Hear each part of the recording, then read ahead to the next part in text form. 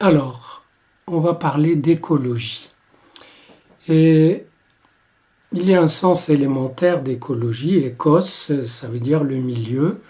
Si vous faites le ménage dans votre appartement, si dans votre village ou votre quartier, on s'occupe du décor, si je puis dire, et que ce soit présentable, on fait de l'écologie, mais on a toujours fait de l'écologie dans ce sens, sans prétention. Aujourd'hui, il y a un discours écologique très global qui voudrait que, disons, ce soit la planète, les éléments qui parlent et qui disent la vérité.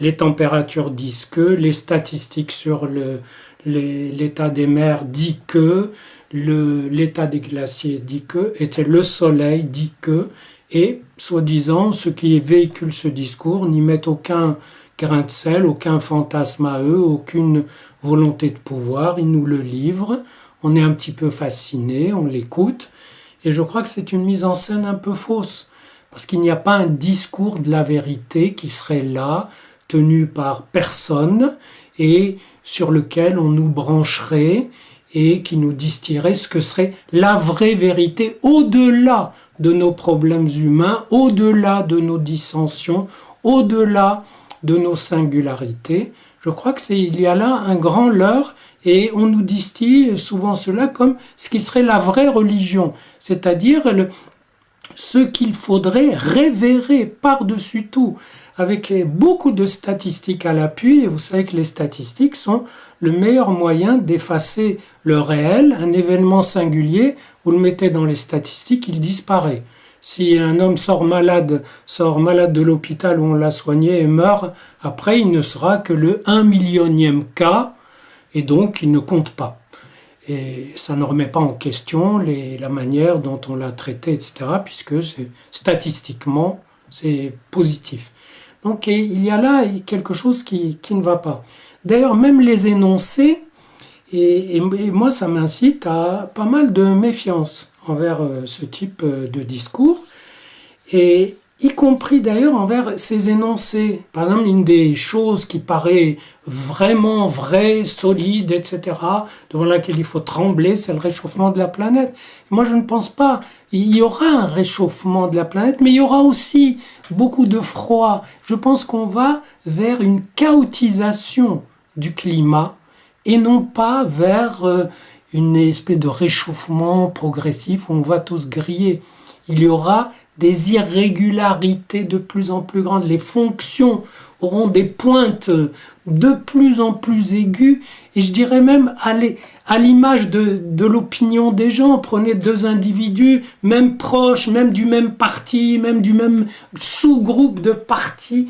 Ils auront des espèces de zigzags comme ça dans l'écran de leurs opinions qui font que, il faut faire avec. Il faut faire. Et ça veut dire que, par exemple, en ce moment, il fait très froid. Dans certaines régions, il fait -20.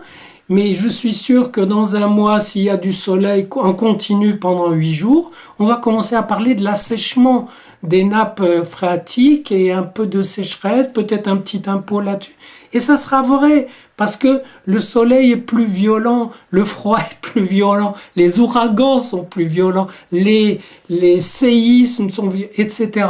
Et ça met en cause, il me semble, non pas la soumission à cette espèce de vérité qui nous arrive à travers les cours, mais à notre manière de vivre, de nous organiser, de parler, de prévoir.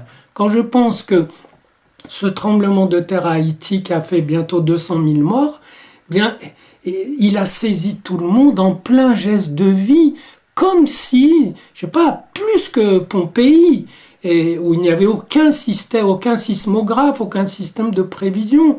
Et tout de même, les outils scientifiques, ça sert à approcher ces cataclysmes de la nature. Tout système technique a ses accidents.